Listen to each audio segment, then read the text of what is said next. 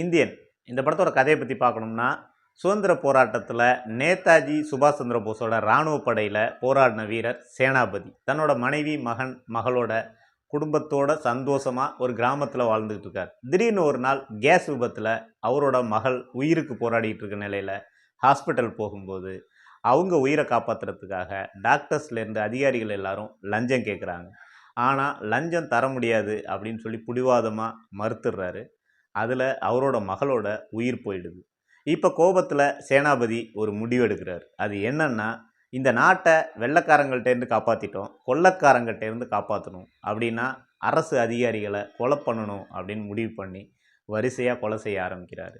ஒரு கட்டத்தில் அவருக்கு ஒரு உண்மை தெரிய வருது. தன்னோட மகன் ஒரு குற்றவாளி, ஒரு 40 குழந்தைகள் உயிர் போகிறதுக்கு அவனும் ஒரு காரணம் அப்படின்னு தெரிஞ்சு தன் மகனையே கொலை செய்ய முடிவெடுக்கிறார். சேனாபதியால் அவர் மகனை கொலை செய்ய முடிஞ்சுதா இல்லையா அப்படிங்கிறது தான் இந்த படத்தோட முழு கதை. எங்க தப்பு நடந்தாலும் கண்டிப்பா நான் வருவேன். திரைக்கதையை பற்றி சொல்லணும்னா, ஒரு நல்ல கதை அமைஞ்சிடுச்சுன்னா ஒரு நல்ல திரைக்கதை அமையும். அதுக்கு இந்த படமும் ஒரு நல்ல உதாரணம். வர்மக்கலை மூலயமா அந்த பெரியவர் நிறைய கொலைகள் செய்வார். அது இந்த படத்துக்கு ரொம்ப சப்போர்ட் பண்ணுச்சு. ஏன்னா ஒரு வயசான பெரியவர் கொலைகள் எப்படி பண்ண முடியும், அது எப்படி சாத்தியம் அப்படின்னு எல்லாருக்குமே ஒரு சின்ன டவுட் இருக்கும். அதுக்கு இந்த வர்மக்கலைங்கிற விஷயம் ரொம்ப நம்பகத்தன்மையாக இருக்கும்.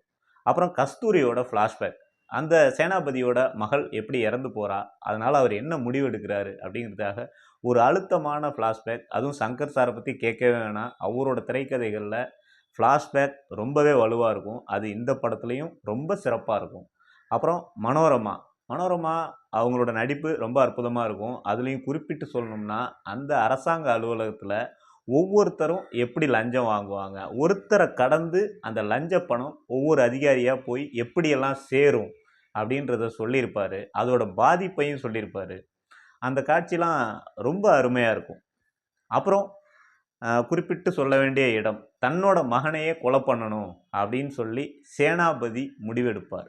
ஏன் அந்த முடிவு எடுக்கணும் அப்படின்னா, ஒரு விபத்து, அந்த விபத்தில் 40 குழந்தைகள் செத்து போவாங்க. சின்ன பசங்க, ஸ்கூல் பசங்க செத்து போவாங்க. அப்போ தன்னோட மகன் பண்ணது பெரிய தவறு, அதுக்கான தண்டனை அதை நாம தான் கொடுக்கணும் அப்படின்னு சொல்லி அவர் முடிவெடுக்கிற இடம். இதெல்லாம் இந்த படத்தோட இன்ட்ரெஸ்டிங்கான ஸ்க்ரீன் பிளேக்கு மிகச்சிறந்த உதாரணம்.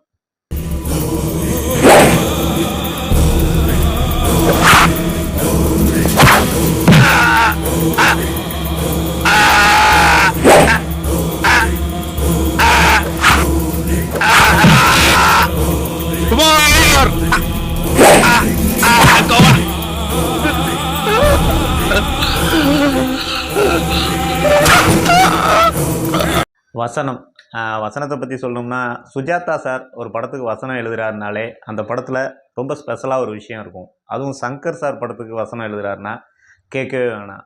இந்த படத்தில் ஒரு சீனை தனியாக, வசனத்தை தனியாக பிரித்தே பார்க்க முடியாது. அந்த அளவுக்கு ஒரு உணர்வுபூர்வமாக இருக்கும்.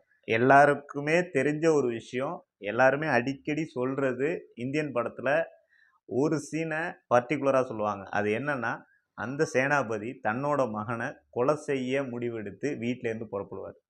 அவர் புறப்படும்போது மனைவிக்கும் அவருக்குமான ஒரு சின்ன கான்வர்சேஷன் இருக்கும். என்னென்னா, அவங்க சாமி கும்பிடுவாங்க. அப்போது ஒரு வார்த்தை சொல்லுவார், புத்திசாலித்தனமாக புருஷனும் பிள்ளையும் பொழைச்சிக்கணும்னு வேண்டிக்காத, ஒருத்தர் தான் அப்படின்னு சொல்லுவார். அந்த சீனே ஒட்டு மொத்தமாக ஏன் மீசையை இழந்தேன் அப்படின்னு ஒரு கதை சொல்லுவார், குட்டியாக கதை சொல்லுவார். அதுலேருந்து அந்த அந்த படத்தில் ஓவரால் வசனம் எல்லாமே சிறப்பாக இருக்கும். அதில் பர்டிகுலராக இந்த சீன் பார்த்தீங்கன்னா அவ்வளோ இன்ட்ரெஸ்டிங்காக இருக்கும். புத்திசாலித்தனம் நினச்சி 2 பேரும் உயிரோடு இருக்கணும்னு வேண்டிக்காது. இயக்குனர் சங்கர், அவரை பற்றி என்ன சொல்கிறது, பிரம்மாண்டம்னாலே சங்கர் சார் தான். அதுவும் இந்திய சுதந்திரத்தில் நம்மளோட தமிழர்கள் அவங்க எந்த அளவுக்கு பாடுபட்டாங்க, இந்தியர்கள் எவ்வளோ கஷ்டப்பட்டாங்க அப்படின்றத ஃப்ளாஷ்பேக் போர்ஷனில் அவ்வளோ அழகாக பண்ணியிருப்பார். அதில் குறிப்பிட்டு சொல்லணும்னா, சுபாஷ் சந்திர போஸ் கமல் சாருக்கு பேட்ஜ் அணிவிக்கும்போது அப்படி பார்க்கும்போது நமக்கு அப்படி புல்லரிக்குங்க. அவ்வளோ அழகான ஒரு சீக்வன்ஸ். அப்புறம் கப்பல் ஏறி போயாச்சுன்ற அந்த சாங்கில் ஒரே ஒரு பாட்டில் இந்திய சுதந்திரத்துக்காக யார் யாரெல்லாம் எப்படியெல்லாம் பாடுபட்டாங்க அப்படின்றது சிஜியில் ரொம்ப அழகாக மாறும். அதில் அந்த கமல் சாரோட கெட்டப்பு, சுகன்யா மேடம் கெட்டப்பு, அதெல்லாம் பார்க்க அவ்வளோ இன்ட்ரெஸ்டிங்காக இருக்கும். அப்புறம் கிளைமேக்ஸ் அந்த ஏர்போர்ட் சீக்வன்ஸில் ஒரு கமலை கொல்றதுக்காக இன்னொரு கமல், அந்த ஃபைட் சீக்வன்ஸு, அந்த விஷுவல், அந்த பிரம்மாண்டம், அப்புறம் மாயா மச்சிந்திரா சாங்கு, அக்கடான்னு நாங்கள் விட போட்டா சாங்கு, ஒரு ஃப்ரேம்லையும் சங்கர் சாரோட உழைப்பு ரொம்ப அபாரமான உழைப்பு. வாயில்லா பிராணிங்க அடிபட்டாலே தாங்க மாட்டேன் நீ.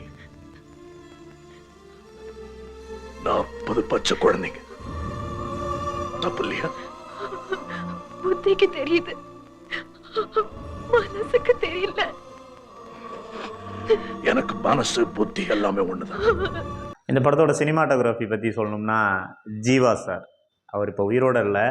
ஆனால் இந்த மாதிரி ஒரு கலர்ஃபுல்லான படங்கள், ஒரு கமர்ஷியல் ஹிட் படங்கள், அது மூலயமா ஜீவா இன்னும் எத்தனை வருஷம் ஆனாலும் நம்மளோட மனசுக்குள்ளேயே இருப்பார்.